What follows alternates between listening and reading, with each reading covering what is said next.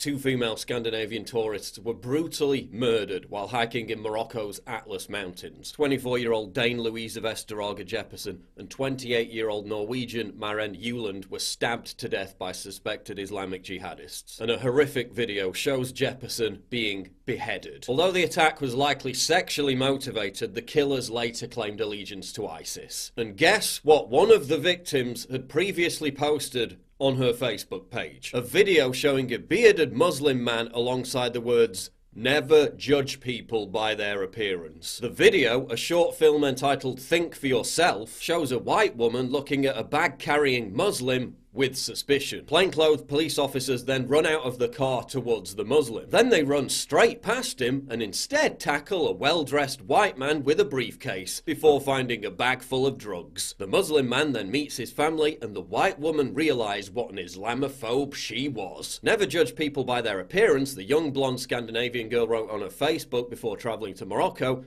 where she was decapitated. This is what the three men who did it looked like. Some people even reported that the mother of one of the victims in Morocco was posting love heart emojis aimed at Moroccans on Facebook just days after her daughter was brutally slaughtered. Swedish news outlets later reported that the rape and beheading carried out by supporters of Islamic State had nothing to do with Islam. And so we observe yet another tragic case of cultural relativism. The idea that a person's beliefs, values and practices should be understood based on that person's own culture rather than be judged against the criteria of another. How many times have we seen ardent progressives visit shithole countries proclaiming love and peace to be universal, only for them to end up dead? Pippa Backer, the performance artist who said she would hitchhike from Italy to the Middle East to, quote, send a message of peace and marriage between different peoples and nations. Her sister said she thought that in the world there were more positive than negative people,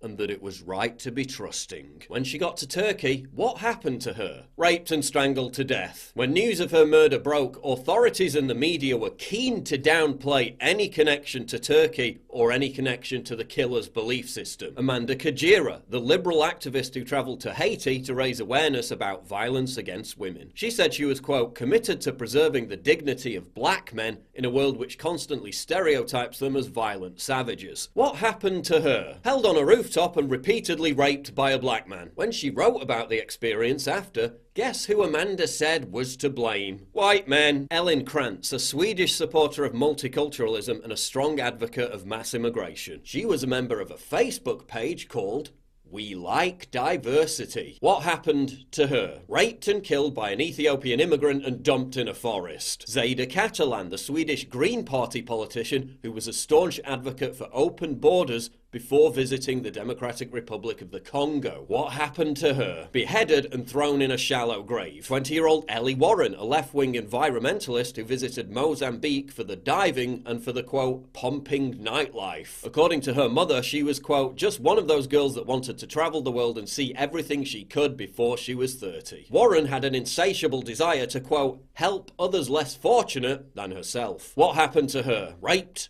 murdered and dumped in a toilet block. American Lauren M., working as an au pair in Austria, responded to a campaign encouraging people to take refugees and migrants into their own homes. She took in a Gambian migrant who had escaped from a local refugee centre to escape deportation and had a warrant out for his arrest. Lauren gave the migrant a home despite him being previously accused of sexually assaulting a minor. What happened to her? Raped and suffocated to death. Belgian psychologist Malaise Derrymaker worked with failed asylum seekers in Sweden to prevent their deportation. What happened to her? Mowed down by a truck driven by a failed asylum seeker. A female interpreter working on a documentary about the plight of vulnerable refugees. What happened to her? Raped by refugees. These cases are commonplace, with NGOs and charities routinely covering them up so as not to stigmatise migrants. And then there was the left-wing couple who cycled through the Middle East and the Balkans. This is what they wrote before embarking on their journey. You read the papers and you're led to believe that the world is a big scary place.